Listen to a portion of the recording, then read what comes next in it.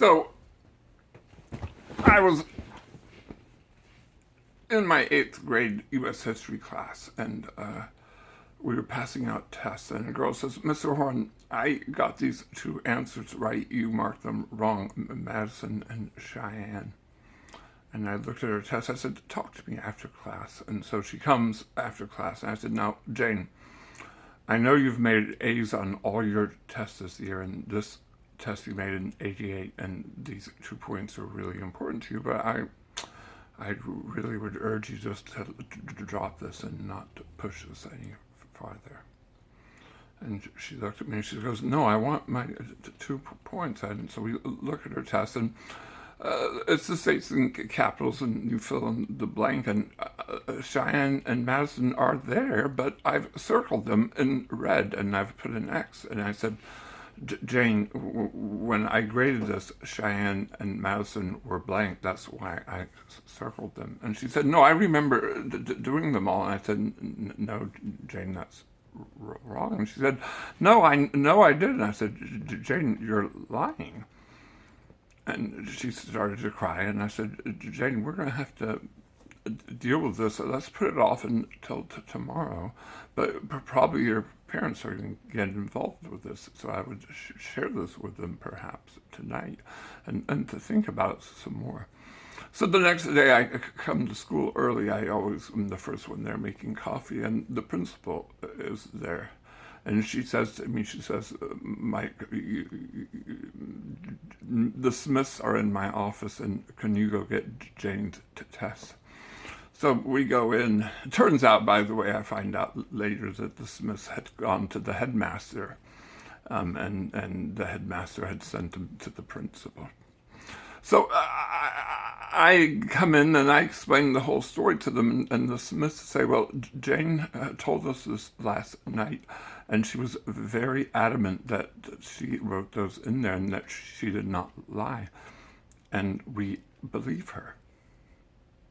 Now, just stop for a moment and think about this. First, if you were in my 8th grade class, this is a fictitious story. I've cobbled together other stories, but this is not an actual story.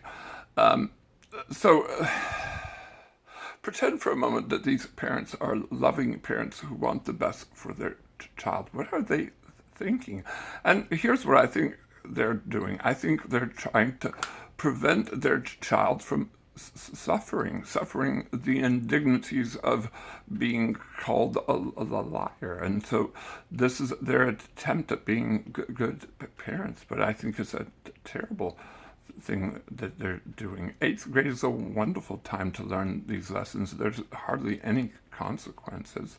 And what you've taught her now is that if you lie, double down on your lie. Never say you're sorry, and never apologize and accept responsibility. And who knows, someday you may become president of the United States. There's another problem going on, though, and that's that these parents did not let their child deal with this. They should have let the child deal with it. Instead, they go straight to the headmaster. What kind of signal does that send? Let kids resolve their issues, and if it doesn't resolve, then get called in by the teacher and then the principal, and then you work your way up. And I'm gonna have to say, there's something wrong with a school that does this. If I was a headmaster and someone came to me with a problem, I'd say, "Have you talked to the teacher about this? Have you dealt with them?" And if they said no, I'd say, "Well, go deal with them first." And if I was a principal and someone came to me about their student and the teacher, I would say, "Have you dealt with the..." And I would say, not even have you, has your child dealt with it? This is what you're learning. And my son was telling me, "Well, Dad, if I paid $25,000, I'd want to do, I'd blah, blah, blah." And I'm like, "No, that's not how it works. You don't go to your doctor and say, 'Look, doc, I know you said something's wrong with grandma, but could we have you change the X-ray results? Or could we have you do a different surgery? And the doctor would say, no. I'm a doctor here. I'm the one making decisions, or I'm going to throw things out to you. And in the same way, I'm a school teacher. I'm going to tell you how things work. And you know what? If you're paying $20,000, you're paying $20,000 for me to be a good teacher, not to let your kid off. And if you've made some kind of huge endowment, that's not my trouble. That's someone else's trouble. I'm just going to be a good teacher. Anyway, suffering, that's part of life.